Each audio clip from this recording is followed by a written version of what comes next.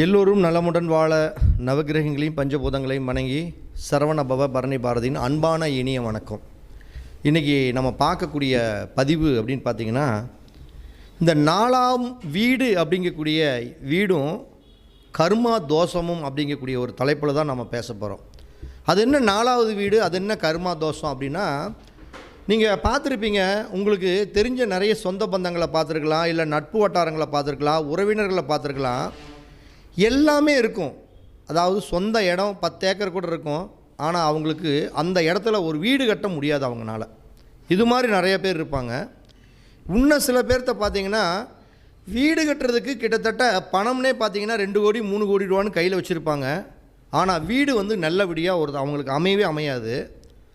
இன்னொரு கேட்டகரி பார்த்திங்கன்னா, அவங்க ஒரு வீட்டுக்கு 10 வீடு கட்டியிருப்பாங்க, ஆனால் 10 வீடும் வாடகைக்கு தான் விட்டுருப்பாங்க. இவங்களும் ஒரு வீட்டில் போய் வாடகைக்கு இருப்பாங்க. நிரந்தரமாக ஒரு வீட்டில் அவங்க குடும்பத்தோடு வசிக்க முடியாது. அதுதான் 4ஆம் வீடும் உங்களுடைய கர்மாவும் அப்படிங்கக்கூடிய ஒரு அழகான பதிவு. அப்போ உங்களுக்கெல்லாம் ஒரு வீடு அமையல அப்படின்னா இதையெல்லாம் நீங்கள் ஃபாலோ பண்ணணும். அப்போ கர்மா நட்சத்திரங்கள் அப்படின்னு கிட்டத்தட்ட 12 ராசியிலும் சில கர்மா நட்சத்திரங்கள் இருக்குது. உதாரணத்துக்கு சொல்லப்போனால், இப்போ மேச ராசியில் அஸ்வினி நட்சத்திரம் இருக்குது. ரிஷப ராசினா ரிஷப ராசியில் மிருகசீரிட நட்சத்திரம் இருக்குது. மிதுன ராசி அப்படின்னா திருவாதிரை நட்சத்திரம் இருக்குது. அடுத்தது கடக ராசி அப்படின்னா ஆயில்ய நட்சத்திரம் இருக்குது. சிம்ம ராசி அப்படின்னா சிம்ம ராசியில் பூர நட்சத்திரம் கருவா நட்சத்திரமாக இருக்குது. அதே மாதிரி கன்னி ராசியில் அஸ்த நட்சத்திரம் இருக்குது. துலா ராசியில் சித்திர நட்சத்திரம் கர்மா நட்சத்திரமாக வரும். அதே மாதிரி துலாப்புக்கு அப்புறம் விருச்சிக அப்படின்னா அனுச நட்சத்திரம் கர்மா நட்சத்திரமாக வரும். அதே மாதிரி தனுசு ராசியில் இருக்கக்கூடிய 3 நட்சத்திரமே, அதாவது மூலம், பூராடம், உத்திராடம், இந்த நட்சத்திரம் எல்லாமே 1ஆம் பாதம் வரைக்கும் தான். இது எல்லாமே நம்மளுக்கு கர்ம நட்சத்திரம் தான். அதே மாதிரி பார்த்திங்கன்னா மகர ராசியில் அவிட்ட நட்சத்திரமும், கும்ப ராசியில் பூரட்டாதி நட்சத்திரமும், அதே மாதிரி மீன ராசியில் உத்திரட்டாதி நட்சத்திரமும் நம்மளுக்கு கர்ம நட்சத்திரம் அப்படிங்கிறது உங்களுக்கு பொதுவாக தெரியும். அப்போ நம்ம பேசக்கூடிய தலைப்பு என்னென்னா, 4ஆவது வீடு. 4ஆவது வீடுங்கிறது தான் ஒரு மனிதனுடைய நிலம், பூமி, சொத்து, நாம் வசிக்கக்கூடிய வீடு, இதையெல்லாம் சொல்கிறது இந்த 4ஆம் இடம் தான். இது 4ஆம் இடத்தை ராசிக்கு பார்க்குறதா லக்னத்துக்கு பார்க்குறதா? லக்னம் என்பது உயிர், ராசி என்பது உடல். உடலுக்கு வீடு கிடையாது, உயிருக்குத்தான் வீடு. அப்போ உங்களுடைய லக்னத்திலிருந்து 4ஆம் வீட்டை தான் நீங்கள் பார்க்கணும். அப்போ உங்களுடைய லக்னத்திற்கு எந்த லக்னமாக வேணுமாலும் இருங்க, உங்கள் லக்னத்துக்கு 4ஆம் வீட்டில் என்ன கிரகம் இருக்கிறதோ அந்த கிரகம் மாதிரி தான் உங்களுடைய வீடு அமையும். நல்லா புரிஞ்சுக்கணும். இப்போ 4ஆம் இடத்துல சூரியன் இருந்ததுன்னா உங்களுடைய வீடு அரசு துறை சம்பந்தப்பட்ட அதிகாரிகள் வீடு இருக்கலாம், இல்லை அரசு துறை சார்ந்த கட்டடங்கள் பக்கத்தில் இருக்கலாம். அதேமாதிரி 4ஆம் இடத்துல சந்திரன் இருந்ததுன்னா உங்கள் வீட்டுக்கு பக்கத்தில் தண்ணி ஓட்டம் உள்ளதாக இருக்கலாம். செவ்வாய் இருந்ததுன்னா அந்த இடத்த பக்கத்தில் உடற்பயிற்சி, இது மாதிரி விளையாட்டு மைதானம் இது மாதிரி இருக்கலாம். புதன்னா பள்ளிக்கூடம் இருக்கலாம். குருனா பேங்க் இருக்கலாம், ஒரு கோயில் இருக்கலாம். சுக்கிரன்னா விளையாட்டு அரங்கங்கள் இருக்கலாம். சனினா உங்கள் வீட்டை சுற்றி கொஞ்சம் வசதி வாய்ப்பு குறையிலா அப்படி இருக்கிறவங்க இருப்பாங்க. ராகு இருந்ததுன்னா, கேது இருந்ததுன்னா அந்த பாம்பு புத்து இந்த மாதிரி நடமாட்டம் உள்ளதாக இருக்கும். அப்போ இங்கே ஒரு பாவத்தை விட பாவத்தில் உள்ளவன் தான் பலவான் நம்ம சொல்லிகிட்டு இருப்போம். அப்படின்னா என்னென்னா, உங்களுடைய ராசி லக்னத்திற்கு 4ஆம் இடத்துல 4ஆம் வீட்டு அதிபதியை விட 4ஆம் வீட்டில் உள்ளவன் பலவான். நல்லா புரிஞ்சுக்கணும். அப்போ ராசியில் ஒரு கிரகம், அதாவது உங்களோட 4ஆம் இடத்துல ஒரு கிரகம் இல்லைன்னா அந்த வீட்டு அதிபதியை எடுத்துக்கலாம். நல்லா புரிஞ்சுக்கணும். ஆனால் அங்கே கிரகமே இல்லைன்னா எடுத்துக்கலாம், ஆனால் அங்கே கிரகம் இருந்தால் அந்த கிரகத்தை தான் நீங்கள் எடுக்கணும். இதை தான் நல்லா புரிஞ்சுக்கணும். 4ஆம் வீடும் கர்மாவும் தான் பேசுகிறோம். இப்போ ஒரு உதாரணத்துக்கு எந்த லக்னமாக இருந்தாலும் சரி, உங்களை 4ஆம் வீட்டுக்குள்ள கிரகம் இல்லைன்னா அதிபதியை எடுத்துக்கணும். அப்படி கிரகம் இருந்தால் அந்த கிரகம் நின்ற நட்சத்திர அதிபதியை எடுத்துக்கணும். இதுதான் நீங்கள் லாஜிக்கு. ஒரு உதாரணத்துக்கு நம்ம சொல்கிறோம், மேச லக்னம்னு வச்சுக்கோங்க. மேச லக்னத்தில் பிறந்தவங்களுக்கு புரியுதுங்களா? 4ஆம் வீட்டு அதிபதி யார்? மேசம், ரிஷபம், மிதுனம், கடகம். அப்போ அந்த கடக நட்சத்திரம் இருக்கக்கூடிய அந்த ராசிக்குள்ளே ஆயில்ய நட்சத்திரம் கர்ம நட்சத்திரமா? அப்போ உங்களுடைய 4ஆம் அதிபதி யார்? சந்திரன். இந்த சந்திரன் கர்ம நட்சத்திரத்தில் இருந்துட்டா, அப்போ ஆயில்யத்தினின்று இல்லை, நான் சொல்லக்கூடிய எந்த நட்சத்திரத்துலேயுமே 4ஆம் இடத்து அதிபதி கர்ம நட்சத்திரத்தில் இருந்தால் உங்களுக்கு வீடு அமைகிறதுல ஒரு சிக்கல். வீட்டில் நிம்மதி இல்லாத தன்மை, வீட்டின் மூலம் ஒரு வருத்தம், வீடு கட்டினதுக்கப்புறம் ஒரு கர்மா நடக்கிறது, இது எல்லாமே வரக்கூடிய அமைப்பு. அப்போ நீங்கள் ஒருவேளை பாவத்தில் இருக்கிறாருன்னு வச்சுங்க. ஒரு உதாரணத்துக்கு இப்போ மேச லக்னத்துக்கு 4ஆம் இடம், ஒரு 4ஆம் இடத்துல ஒரு புதன் இருக்கிறாருன்னு வச்சுக்கோங்க. அப்போ அந்த புதன் என்ன நட்சத்திரத்தில் இருக்கிறாரோ அது கர்ம நட்சத்திரம், ஆயிலிய நட்சத்திரம் இருக்குன்னு வச்சுக்கோங்க. அப்போ அந்த ஆயிலிய நட்சத்திரத்தை எடுத்து வச்சு நீங்கள் பலன் சொல்லணும். இப்படி தான் மேட்ரு. நீங்கள் நல்லா அந்த வீடியோ 2 டைம் பாருங்கள். அப்போ உங்களுடைய லக்னத்திற்கு 4ஆம் வீட்டில் ஒரு கிரகம் இருந்தால் அந்த கிரகம் நின்ற நட்சத்திரத்தை எடுத்துக்கொள்ளுங்கள். கிரகம் இல்லை என்ற பட்சத்தில் 4ஆம் வீட்டு அதிபதி என்ன நட்சத்திரத்தில் இருக்கிறாரோ அப்படி என்பதை பார்த்து நீங்கள் கர்மாவில் உளுந்துருக்குதா, கர்மாவில் உழுகலையான்னு நீங்கள் முடிவு பண்ணிக்கலாம். அப்போ 4ஆம் அதிபதி கர்ம நட்சத்திரத்தில் உளுந்துருச்சு, அவங்க என்ன கர்மாவை அனுபவிக்க பிறந்திருப்பாங்க அப்படிங்கிறது தெரியணுமில்ல. ஒரு உதாரணத்துக்கு எந்த ஜாதகமாக இருக்கட்டும், 4ஆம் அதிபதி ஆயிலிய நட்சத்திரத்தில் உளுந்துருச்சுப்பா, அப்போ அவங்க முன் ஜென்மத்தில் ஆயில்யம்ங்கிறது யார்? ஆயில்யம் கேட்டை ரேவதி என்பது புதன். அப்போ டாக்குமெண்ட் சம்மந்தப்பட்ட விஷயங்களை யாராச்சும் அவங்ககிட்ட ஒப்படைச்சிருப்பாங்க. ஒரு இடத்த கூட இதை பத்திரமா வச்சுருங்க, இல்லைன்னா அப்படி கையெழுத்து போட்டு தரேன்னு இவங்க நம்பிக்கையின் பேரில் கொடுத்துருப்பாங்க. அதை திருப்பி அவங்களுக்கு சரியாக செலுத்தாதனால, அந்த டாக்குமெண்ட் சம்மந்தப்பட்ட விஷயங்களில் முறையில் சரியாக செலுத்தாதனால அந்த கர்மா தோஷம் அவங்களுக்கு வந்து கடைசியில் பார்த்திங்கன்னா அவங்க ஒரு நல்ல ரிஜிஸ்ட்ரேஷன் பண்ணி ஒரு வீட்டில் வசிக்கக்கூடிய இல்லாத அளவுக்கு தன்மை கொடுத்துரும். இதுவே 4ஆம் வீட்டு அதிபதியாக இருந்தாலும் சரி, கிரகன் என்ற நட்சத்திரமாக இருந்தாலும் சரி, நான் சொன்ன டாபிக் எடுத்துக்கணும். மிருகசீரிட நட்சத்திரத்தில் இருக்குதுன்னு வச்சுக்கோங்க. அப்போ மிருகசீரிடம் அப்படிங்கிறது செவ்வாயோடைய நட்சத்திரம். சரியாக தன்னுடைய கூட பிறந்த அண்ணன் தம்பிக்கு சொத்தை பிரித்து கொடுத்துருக்க மாட்டானுங்க, இல்லை தம்பிக்கோ சகோதரர்கள் உறவுகளுக்கோ அந்த இடத்த வந்து சரியாக கொடுக்காதனால அந்த கர்மா அப்படிங்கிறது அவங்களுக்கு அடுத்த ஜென்மத்தில் தொடரும் தன்னுடைய வாரிசுகள் மூலமாக. இதுவே வந்து பார்த்திங்கன்னா திருவாதிரை நட்சத்திரத்தில் இருக்குது. திருவாதிரை நட்சத்திரம்னா என்ன? இவங்களுடைய தாத்தா, அதாவது ஆண் வழியோடைய அப்பா, அவர் என்ன பண்ணியிருப்பார்? தன்னுடைய சொத்தை சரியாக பிரித்து கொடுத்துருக்க மாட்டார், அல்லது அந்த இடத்துல பாம்பு புத்தை அழித்த தோஷம் இருக்கும். பாம்பு புத்தை அந்த இடத்துல அவங்க தாத்தா காலத்தில் அந்த பாம்பு புத்தை அழித்து அந்த கருமாக்களை அவர் உருவாக்கி இருப்பாங்க. அதே மாதிரி ஆயிலிய நட்சத்திரத்தில் இருக்குதுன்னு வச்சுக்கோங்க. ஆயில்யம்ங்கிறதும் ஒரு விதத்தில் புதனுடைய நட்சத்திரம் தான். இந்த டாக்குமெண்ட் சம்மந்தப்பட்டது, இப்போ கூட பிறந்த இந்த மாமன் வழி உறவுகள்கிட்டலாம் கொஞ்சம் பணத்தை வாங்கிட்டு சரியாக கொடுக்காம ஏமாத்திடுறது, இப்படிப்பட்ட பிரச்சனையினால் அவங்களுக்கு ஒரு நல்ல வீடு அமையாமல் போகும். அதுக்கடுத்து வந்து ஒன்றும் இல்லை, பூர நட்சத்திரத்தில் இருக்குதுன்னு வச்சுக்கோங்க. அவங்க வந்து என்னென்னா கூட பிறந்த சகோதரிகளுக்கு இடத்த வந்து சரியாக பிரித்து கொடுத்துருக்க மாட்டாங்க. கூட பிறந்த சகோதரிகளுக்கு அந்த கொடுக்க வேண்டிய அந்த தச்சனை, அவங்களுக்கு உண்டான ஒரு கல்யாணம் பண்ணிட்டு போகிறப்ப என்னென்ன கொடுக்கணுமோ அதெல்லாம் முறையாக கொடுக்காம அவங்க கண்ணீர் விட்டுட்டு போன தோஷம்தான் அவங்களுக்கு ஒரு வீடே அமையாமல் போகிறதுக்கு உண்டான வாய்ப்பு நிச்சயமாக கிடைக்கும். இந்த அஸ்த நட்சத்திரம், அப்போ இந்த அஸ்த நட்சத்திரம் இருக்கிறவங்க முன் ஜென்மத்தில் தன்னுடைய தாயாருக்கு ஒழுங்காக சாப்பாடு போட்டு பராமரிப்பு பண்ணியிருக்க மாட்டாங்க. தன்னுடைய தாயாருக்கு சாப்பாடு போட்டு சரியாக பராமரிக்காமல் தன்னுடைய தாயின் தேவைகளை பூர்த்தி செய்யாதனால அவனுக்கு இந்த ஜென்மத்தில் ஒரு நல்ல வீடு அமைவது இல்லை.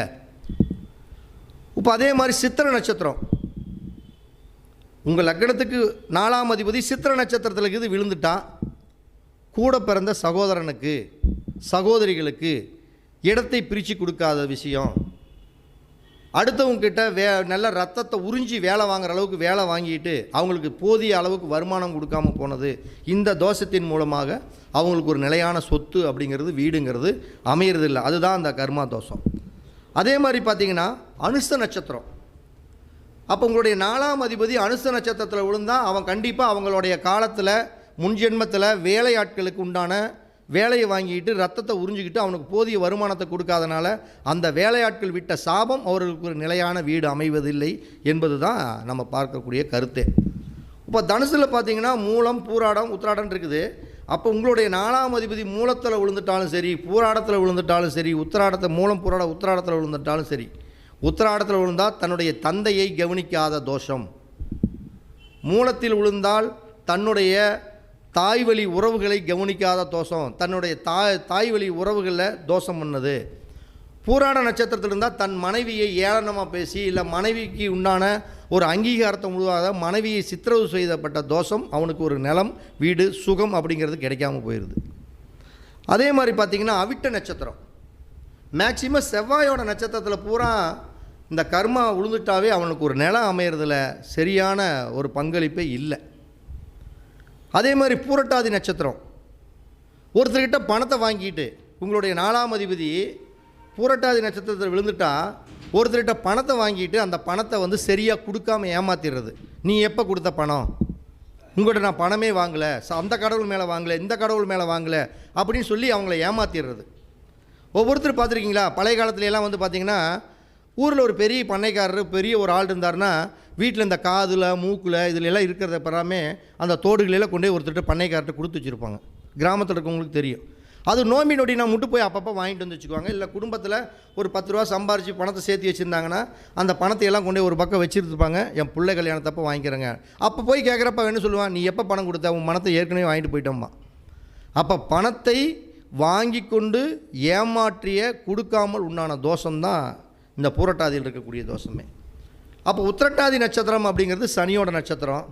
தன்னுடைய வீட்டில் வேலை செஞ்சவங்களுக்கு, அது கட்டட வேலையாக இருக்கட்டும் தோட்ட வேலையாக இருக்கட்டும், அவங்களுக்கெல்லாம் சரியான உண்டான உரிய வருமானத்தை கொடுக்காதனால் வரக்கூடிய தோஷம். அப்போ எந்த கிரகங்கள் உங்களுக்கு 4ஆம் அதிபதி கர்ம நட்சத்திரத்தில் இருந்ததுன்னா அந்த கர்ம கிரகங்கள் என்ன உறவு முறைகளோ அவர்களில் ஏமாற்றிய தோஷம்தான் அவர்களுக்கு விதிப்பயனில் அமையும். அப்போ இப்படிப்பட்டவங்க என்ன மாதிரி வழிபாடுகளை பண்ணுனா, அவங்க என்ன பண்ணுனா முதல்ல அந்த தோஷத்தை நிவர்த்தி பண்ண முடியும் அப்படிங்கிறத முதல்ல தெரிஞ்சுக்கிட்டு அதை ஸ்டடி பண்ணிக்கிட்டு தான் நீங்கள் மற்றது பேசணும். அப்போ உங்களுடைய லக்னத்திற்கு 4ஆம் அதிபதி அசுவினிலேயோ மூலத்திலேயோ, அதாவது கேதுவோட நட்சத்திரத்தில் விழுந்துருச்சு அப்படின்னா, இடத்துல கேதுங்கிறது 4ஆம் இடம்ங்கிறது வீடு, கேது அப்படிங்கிறது ஒரு விதத்தில் தடை தாமதம் சிக்கல். அப்போ 4ஆம் அதிபதி கேதுவோட நட்சத்திரத்தில் விழுந்துட்டா இடத்தில் பூமி சம்பந்தப்பட்ட தோஷம் இருக்கும். சொன்னாலும் சொல்லாட்டி அந்த வீட்டில் தலைமுடி, அந்த இடத்துக்குள்ளே தலைமுடியோடைய நிறைய முடி வந்து அந்த பூமிக்குள்ளே நிச்சயம் இருக்கும். ஏதோ ஒரு விஷயத்தில் பேய் நடமாட்டத்துடைய முனி சம்பந்தப்பட்ட தீய சக்திகளோட நடமாட்டம் இருக்கும். அப்போ அதை வந்து நீங்கள் நிவர்த்தி பண்ணாமல் அந்த வீட்டில் நிம்மதியாக வாழ முடியாது. அந்த சல்லி தோசை அப்படிங்கக்கூடிய அந்த தோஷத்துக்குண்டான நிவர்த்தியை பண்ணிக்கிட்டு தான் நீங்கள் நிச்சயமாக பண்ணணும். இப்போ அதே மாதிரி மிருகசீரிட நட்சத்திரம் செவ்வாயோட நட்சத்திரத்தில் இது இந்த கர்மம் அப்படிங்கிறது உளுந்துருச்சு அப்படின்னா, நீங்கள் முதல்ல உங்களுடைய தம்பிக்கு வீடு கட்டுறதுக்கு ஏதாச்சும் ஒரு சப்போர்ட் பண்ணுங்கள். உங்களுடைய தம்பிக்கோ அண்ணனுக்கோ வீடு கட்டுறதுக்கு ஏதோ ஒரு சப்போர்ட் பண்ணி பொருளாதார ரீதியாக அவனை கொண்டே உட்கார வைக்கிறதுக்கு ஒரு அழகு பார்த்தீங்கன்னா உங்களுக்கு இயற்கையாகவே ஒரு வீடு அப்படிங்கிறது கண்டிப்பாக அமையும். அதே மாதிரி பார்த்தீங்கன்னா ராகுவோட நட்சத்திரத்தில் விழுந்துருச்சு. என்ன ராகுவோட நட்சத்திரம் என்ன, திருவாதிரை. அப்போ அந்த இடத்துல ராகு இருந்தாலும் சரி கேது இருந்தாலும் சரி, இப்போ 4ஆம் இடத்துல ராகு இருந்ததுன்னா அந்த பாம்பு நெளிஞ்சிக்கிட்டே தான் போயிட்டுருக்கும். அப்போ அவங்களுக்கு வீடு வந்து ஒரு நிலையாக இருக்காது, நெளிஞ்சிக்கிட்டே போயிடும். அப்போ அதுவும் ஒரு விதத்தில் சல்லியம் சம்பந்தப்பட்ட தோஷம். பக்கத்தில் பார்த்திங்கன்னா பாம்பு புத்து நிச்சயமாக இருக்கும், இல்லைன்னா கரையாம்புத்துனாச்சு இருக்கும். அவங்க இடத்துல கரையாம்புத்து இருக்கும். அப்போ அவங்க வீடு கட்டுறதுக்கு முன்னாடி பாம்பு புத்துக்கு ஒரு அபிஷேகத்தை பண்ணிவிட்டு ஒரு ரத்தக்காவை கொடுத்துட்டு அதுக்கப்புறம் ஒரு வீட்டு வேலையை ஆரம்பிச்சிங்கன்னா மட்டும்தான் அந்த கர்மா தோஷத்தின் மூலமாக நிவர்த்தி செய்து அவங்க ஒரு வீட்டை அமைக்க முடியும். அதே மாதிரி பார்த்திங்கன்னா சந்திரனோட நட்சத்திரம். அப்போ உங்கள் இடத்துல ஒரு கர்மா இருக்குது இந்த சந்திரனோட நட்சத்திரத்தில் இருக்கிறவங்களுக்கு எல்லாமே அப்படின்னா, உங்கள் இடத்துல உங்கள் அம்மாவை கூட்டிகிட்டு வந்து முதல்ல பூமி பூட போட சொல்கிறப்ப அம்மாவை தான் துவக்கி வைக்க சொல்லி அம்மா மூலம் ஆசீர்வாதம் வாங்கிட்டு அம்மா கையால் அக்கம் பக்கத்தில் இருக்கிறவங்களுக்கெல்லாம் ஒரு அன்னதானத்தை பண்ணிவிட்டு ஒரு வீட்டு வேலையை துவங்கினீங்கன்னா அந்த வீடு அப்படிங்கிறது அந்த கர்மா தோஷம் விலகி வீட்டை ஏற்பாடு பண்ணுறதுக்கு உண்டான வாய்ப்பாக இருக்கும். இதே மாதிரி சனியோட நட்சத்திரமெல்லாம் இருக்குதுல்ல, உத்திரட்டாதி இதெல்லாம். அப்போ சனியோட நட்சத்திரம் உங்களுக்கு கர்மா நட்சத்திரமாக வந்துட்டால் அது அனுசமாக இருக்கலாம், இதெல்லாமே உத்திரட்டாதியாக இருக்கலாம். அப்போ உங்கள் வீட்டில் இருக்கவங்களுக்கு முதல்ல வீடு கட்டுறதுக்கு ஒரு உதவி பண்ணுங்கள். உங்களுக்கு வேலை உங்களுக்கு அமையுதோ இல்லையோ, உங்கள்கிட்ட தோட்டத்தில் வேலை செய்கிறவங்க இல்லை வேலையாளாக இருக்கிறவங்களுக்கு ஒரு சின்ன வீடு கட்டுறதுக்கு உண்டான தேவைகளை பூர்த்தி செஞ்சிங்கன்னா உங்களுக்கு வீடு அமையும். அதான் பழமொழி சொல்கிறாங்கல்ல, தாம்புள்ள ஊராம்பிள்ளையை ஊட்டி வளர்த்தா தாம்புள்ள தானாக வளருங்கிற மாதிரி அது பழமொழியே இதுதான். அப்போ நம்மளுக்கு ஒரு காரியம் நடக்கணும் அப்படின்னம்னா எந்த கிரகங்கள் கர்மாவில் விழுந்திருக்குதோ அந்த கிரகங்களுக்கு முதல்ல உட்கார வச்சுட்டு நம்ம உட்கார்ந்தோம்னா அந்த வீடு அப்படிங்கிறது சுபிட்சமாக வரும். அப்போ நீங்கள் நல்லா தெரிஞ்சுக்கணும், உங்களுடைய 4ஆம் அதிபதி கர்மா நட்சத்திரத்தில் விழுந்ததுன்னா அந்த கிரகக்கார உறவுகளுக்கு ஒரு நிலையான ஒரு அங்கீகாரத்தை உருவாக்கி உட்கார வச்சுட்டு நீங்கள் வீட்டை கட்டினா மட்டும்தான் நீங்கள் ஜெயிக்க முடியுமே தவிர, இல்லைன்னா கண்டிப்பாக ஒரு வீடு அப்படிங்கிறது உங்களால் சொத்து எவ்வளோ சொத்து இருந்தாலும் அமையவே அமையாது. அதே மாதிரி 4ஆம் இடத்துல கேது, 4ஆம் இடத்துல ராகு, மாந்தி அல்லது 4ஆம் இடத்து அதிபதி ராகுவோட நட்சத்திரத்தில் இருந்துட்டாலும் சரி, கேதுவோட நட்சத்திரத்தில் இருந்துட்டாலும் சரி, மாந்தி 4ஆம் அதிபதி நட்சத்திரமாக வந்துட்டாலும் சரி, கண்டிப்பாக இந்த பூமி சம்பந்தப்பட்ட தோஷங்களை நிவர்த்தி பண்ணாமல் அவர்களுக்கு ஒரு நிலையான வீடு அமையவே அமையாது அப்படிங்கிறது தான் என்னோடய கருத்து. இவ்வளோ நேரம் இந்த ஒரு அற்புதமான ஒரு கருத்துக்களை அழகாக கேட்ட அனைவருக்குமே என்னுடைய மனமார்ந்த நன்றிகளும் வாழ்த்துக்களும் தெரிவிச்சுக்கிறேன். தர்மத்தின் வழி செல்ல செல்ல கர்மத்தின் வழி குறையும் அப்படிங்கக்கூடிய தகவலோடு மீண்டும் சந்திப்போம். அனைவருக்கும் வணக்கம், அனைவருக்கும் வாழ்த்துக்கள்.